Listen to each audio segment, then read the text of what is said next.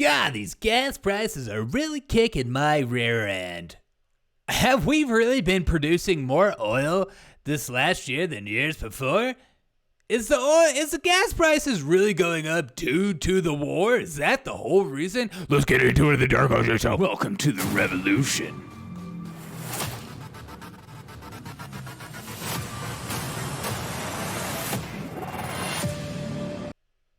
What's up, everyone? Welcome to the Derek O'Shea Show. Quote of the day is this: no man has a good enough memory to be a successful liar. Abraham freaking Lincoln.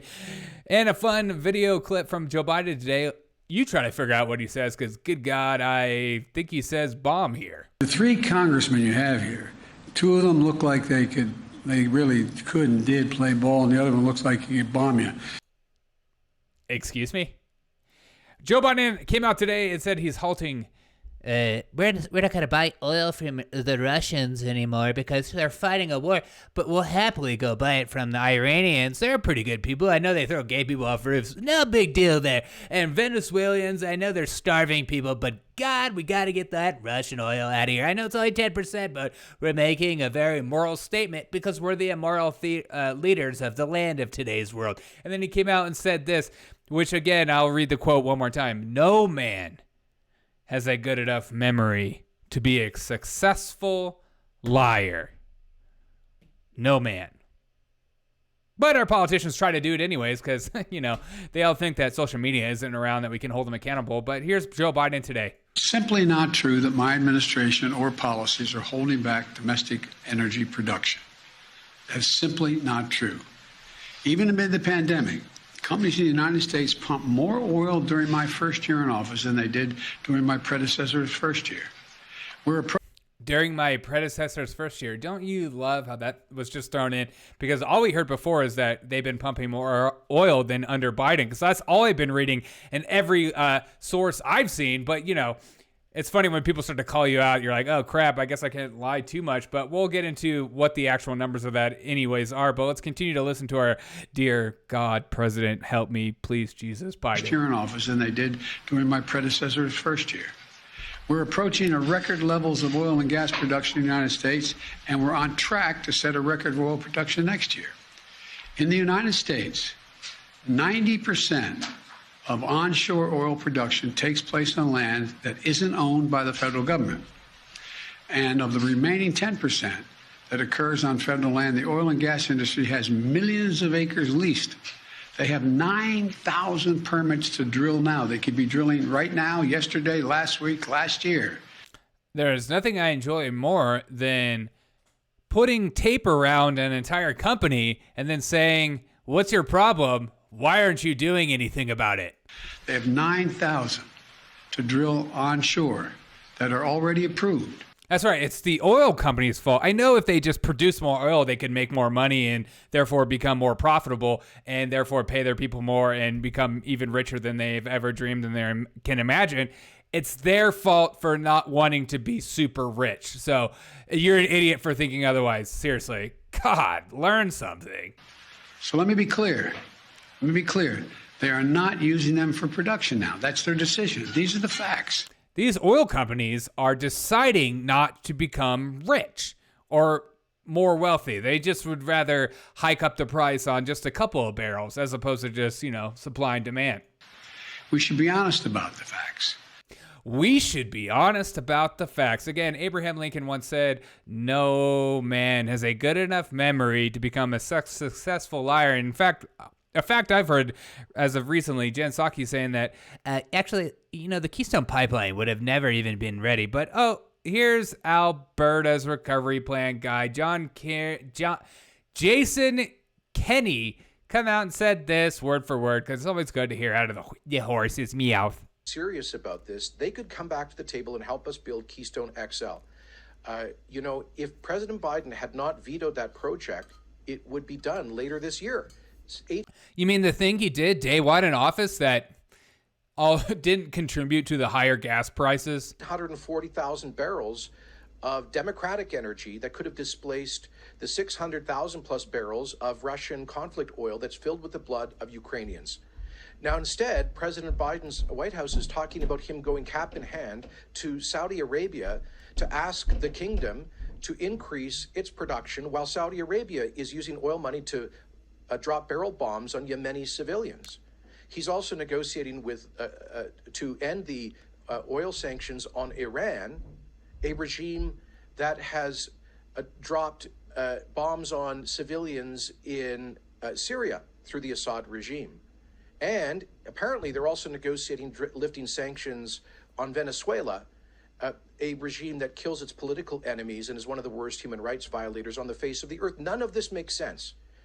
And so I will be speaking truth to power in the bluntest terms possible, that if the U.S. administration wanted, instead of going cap in hand to the Venezuelan, Iranian, Saudi, and dictatorships to replace Russian conflict oil, we could turn this around. How dare this guy? He's a liar, because Biden said that it's Putin's hike. It's not actually, any policies that he did. He said this, remember? It's simply not true that my administration or policies are holding. See, it's simply not true. And again, he goes on and said this. The decision today is not without cost here at home. Putin's war is already hurting American families at the gas pump. That's right. It's Putin's war that's hurting. I know we've been told over and over again it's only 10% of oil. So how is only 10% hurting us so bad? It's Putin's fault again. And then this guy that has the record gas price in all of America, $7.59 in Big Sur, says this. Miles from the next gas station to the north, 45 minutes more or less, and then south of us it's like another 25 minutes. So like if you're on empty, it's smart just to fill up a couple gallons and then head out. Just fill it up a couple gallons, because good God, $7.59 per gallon is ridiculous. And again, the Biden quote that comes out and says this. Here is the EIA.gov, the crude oil production. And again, I got to show you this because they'll just lie straight to your face. 2021, we produced 11.15. Okay. And then 2020, 11.2383. Oh, so in a matter of 1 year, it went down. And then 2019, which was 12,289. So, and then 2018 went from 10,941 to 2019, 12,289. And then when Biden decided to join in 2021, it dropped down to 11,185. So this idea that Biden is the good guy, what are you talking about?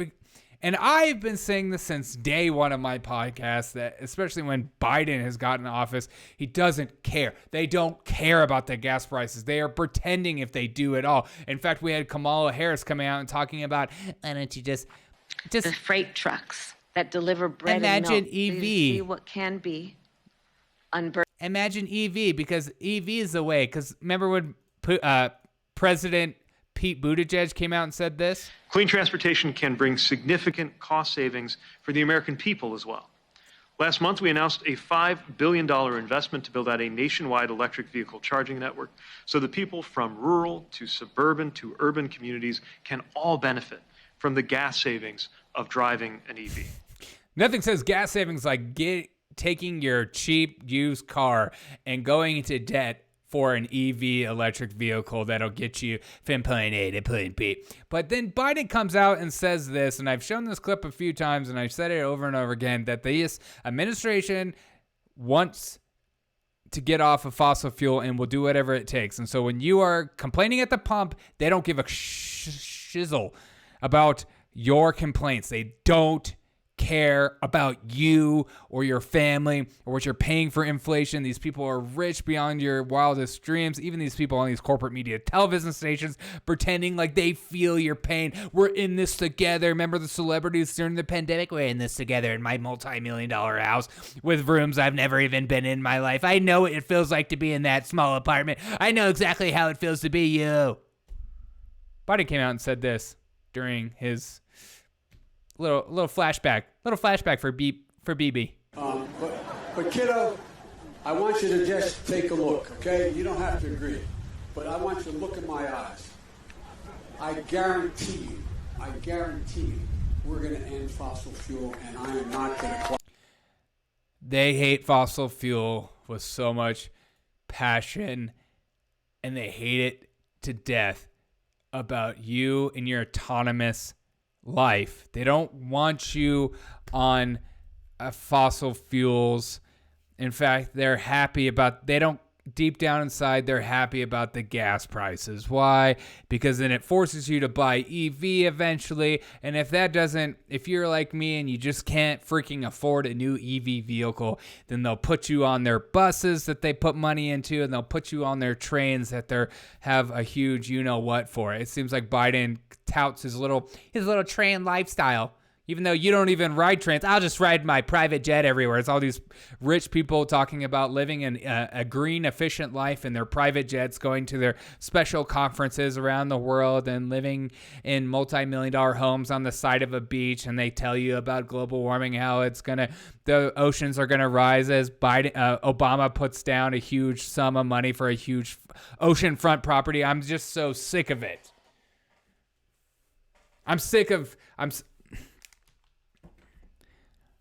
The thing I'm most sick of, I genuinely, I'm just sick of politicians lying to your face. I'm sick of politicians lying to my face. I'm sick of politicians thinking you're too stupid to take time out of your day to call them out on their crap. I'm sick of politicians looking you straight in the face and lying to you straight in the face and saying, I'm doing everything I can to make it better for your life, when in fact you know that they're lying to you. And sometimes when you hear these things, you hear Biden say, it's just not true that any of my policies are holding back domestic energy production. They're counting on you not to call their bluff. They're counting on you not to actually do research, because what? You have too much time on your hands. You're busy doing stuff. You have a family. You have a job. This isn't something that the average human being has time for.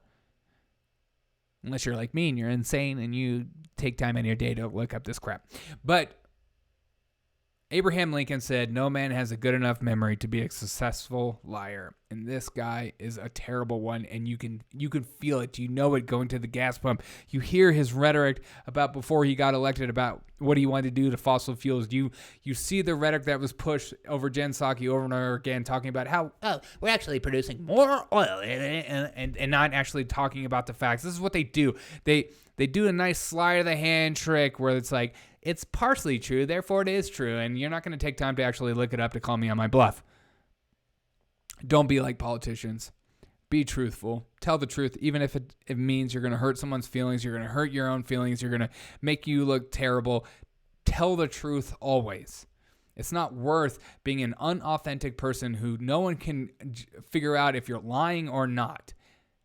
Even these white lies, it's not worth it to live a life that has white lies all the time. Don't be like these politicians who just lie to your face. I'm sick of people thinking that these people actually care about you. They don't care about you. They just want to stay in power. They'll do whatever it takes.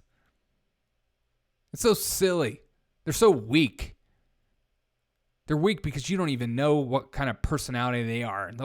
They'll manufacture an entire story and bring it to their campaign trail just for you to feel, so that you can feel some emotion, because they don't know what it's like to be you and me. They don't know. Don't listen to these people. He's not doing everything he can. In fact, he's ecstatic out of his mind that people are freaking out about this, because maybe for the first time in a long time, people are actually really seriously considering EV. Hold these people accountable, and I hope you have a freaking fantastic day. I love you. Goodbye.